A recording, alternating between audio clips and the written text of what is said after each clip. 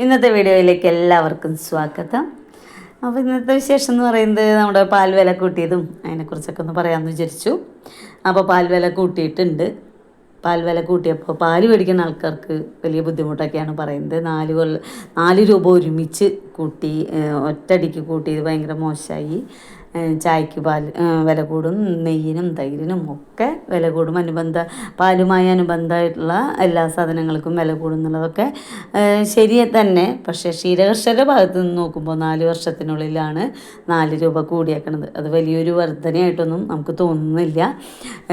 പിന്നെ അതല്ല, കാലിത്തീറ്റയും വൈക്കോലും എല്ലാതും കൊടുത്ത് വളർത്തുന്ന കർഷകർക്ക് മാത്രമേ അതിൻ്റെ വിഷമം അറിയുള്ളൂ. ഒന്നുമില്ലെങ്കിലും 365 ദിവസവും 4 മണിക്ക് എണീക്കണം, അവരെ ജോലികൾ ചെയ്യണം. ഒരു ലീവില്ലാത്ത ഒരു ജോലി ചെയ്യുന്ന ക്ഷീരകർഷകർക്ക് ഇത്രയൊന്നും പാലിന് പൈസ കിട്ടിയാൽ പോരാ. അവശ്യ സാധനങ്ങളുടെ വിലയൊക്കെ ഈ 4 വർഷത്തിനുള്ളിൽ എത്രയോ കൂടി.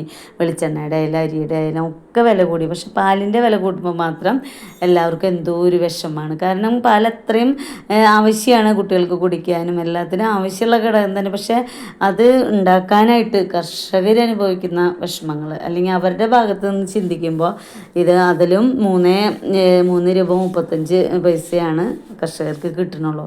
ഞങ്ങളെ സംബന്ധിച്ച് ഞങ്ങൾക്ക് മിൽമ സംഘമല്ലാത്തത് കൊണ്ട് തന്നെ ഇതധികം ബാധിക്കില്ല. എന്നാലും മിൽമയുടെ പാൽ വില കൂട്ടിയാൽ മാത്രമേ ഞങ്ങളുടെ ലോക്കൽ സെയിലിനും വില കൂട്ടാൻ പറ്റാറുള്ളൂ.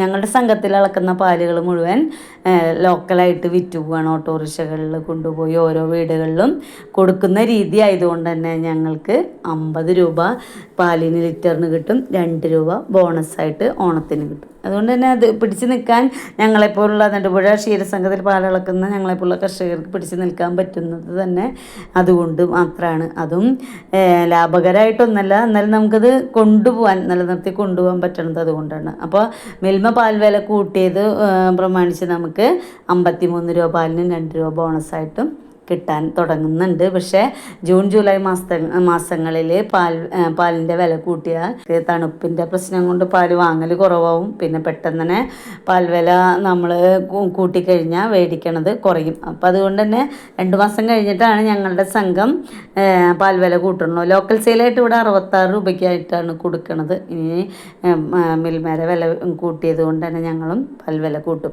അപ്പോൾ പാൽ വില കൂട്ടി ഒരു 3.5 രൂപ കിട്ടും എന്ന് പറയുന്നുണ്ടെങ്കിൽ പോലും കാലിത്തീറ്റയ്ക്ക് അപ്പം വില കൂടും. 1600 രൂപ വേണം നമുക്കൊരു ചാക്ക് സുപ്രീം കിട്ടണമെങ്കിൽ. അപ്പോൾ നമ്മൾ എന്തൊക്കെ തീറ്റ കൊടുത്താലും കാലിത്തീറ്റ കൊടുത്തില്ലെങ്കിൽ പശുക്കൾക്ക് പാലൊന്നും കിട്ടാൻ പോകുന്നില്ല. അപ്പോൾ പാൽ വില കൂട്ടണേക്കാളൊക്കെ പാൽ വില കൂട്ടണം, നല്ലതല്ല പറയുന്നത്. പക്ഷേ എപ്പോഴും ക്ഷീരകർഷകർക്ക് സബ്സിഡികളായിട്ട് എല്ലാതും ചെയ്തു കൊടുക്കുകയാണെങ്കിൽ അത്രയും നല്ലതാണ്. ഇപ്പോൾ എല്ലാ പശുക്കൾക്കും ഒരു ഇൻഷുറൻസ് പദ്ധതിയിൽ ഒരു സബ്സിഡി കൊടുക്കുക. അപ്പോൾ ആദ്യമൊക്കെ നമുക്ക് കിട്ടിയിരുന്നതാണ്.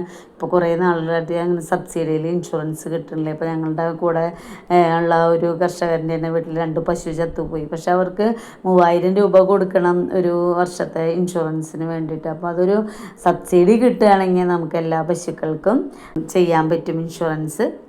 എത്രയോ ഫാമുകൾ തുടങ്ങിയ പോലെ തന്നെ പൂട്ടിപ്പോകുന്നുണ്ടെന്നറിയോ. കാരണം ഉൽപ്പാദന ചെലവ് അത്ര അധികമാണ്. ആ ഉൽപ്പാദന ചെലവ്, പിന്നെ അസുഖം വന്നു കഴിഞ്ഞപ്പോൾ ഒരു സാറിനെ വിളിക്കണമെങ്കിലും ഓട്ടോറിക്ഷ വിളിച്ച് വീട്ടിലെത്തിച്ച് കുത്തിവെച്ചൊക്കെ വരുമ്പോൾ വളരെ പൈസ നമ്മുടെ കയ്യിൽ നിന്ന് എടുത്തിട്ടൊക്കെ പലപ്പോഴും ചെയ്യേണ്ടി വരും. ഇപ്പോൾ ഗർഭിണികളൊക്കെയാണ് നമ്മുടെ വീട്ടിലെ പശുക്കൾ. അപ്പോൾ തീറ്റ നമ്മുടെ കയ്യിൽ നിന്ന് എടുത്ത് കൊടുക്കേണ്ടി വരും. അപ്പോൾ അങ്ങനെയൊക്കെയുള്ള പ്രശ്നങ്ങളുള്ളപ്പോഴാണ് പാലിന് കുറച്ച് പൈസ കൂട്ടുമ്പോഴേക്കും മറ്റുള്ളവർക്ക് പാല് വാങ്ങുന്നവർക്ക് ഭയങ്കര വിഷമമാണ്. പക്ഷേ ക്ഷീരകർഷകരുടെ ബുദ്ധിമുട്ടുകൾ ആരും മനസ്സിലാക്കണില്ല. ക്ഷീരകർഷകരെ സഹായിക്കാനായിട്ട് ഒരു സംഘടനകളും വരില്ല എന്നാണ് എനിക്ക് മനസ്സിലായിട്ടുള്ളത്. ആരുമില്ല.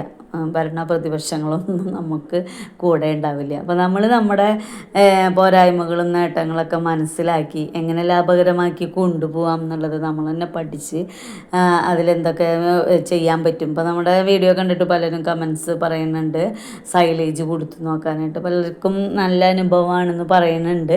അപ്പോൾ ഞാനത് ചെയ്ത് നോക്കിയിട്ടില്ല. എന്തായാലും ചെയ്യണമെന്ന് വിചാരിക്കുന്നുണ്ട്. കുറേശ്ശെ കൊടുത്തതൊന്ന് പരിശീലിപ്പിച്ച് കൊണ്ടുവരണം. അപ്പോൾ അങ്ങനെ നമ്മുടെ പ്രശ്നങ്ങളൊക്കെ നമ്മൾ തന്നെ മനസ്സിലാക്കി അതിൻ്റെ നേട്ടങ്ങളും കോട്ടങ്ങളൊക്കെ മനസ്സിലാക്കി നമ്മൾ തന്നെ അതിൻ്റെ പരിഹാര മാർഗ്ഗങ്ങൾ കണ്ടെത്തി എങ്ങനെ ഇത് ലാഭകരമാക്കി അല്ലെങ്കിൽ എങ്ങനെയെങ്കിലും നമുക്കത് നമ്മുടെ ഒരു ജോലിയായിട്ട് തുടർന്ന് കൊണ്ടുപോകാനെങ്കിലും പറ്റാനായിട്ട് നമുക്ക് എന്ത് ചെയ്യാൻ പറ്റും, നമ്മൾ തന്നെ ചിന്തിച്ച് നമ്മുടേതായിട്ടുള്ള ഐഡിയകളിൽ കൂടെ ഇത് പോയാൽ മാത്രമേ പറ്റുള്ളൂ. അപ്പോൾ അടുത്ത വിശേഷങ്ങളുമായി അടുത്ത വീഡിയോയിൽ കാണും വരെ ബൈ.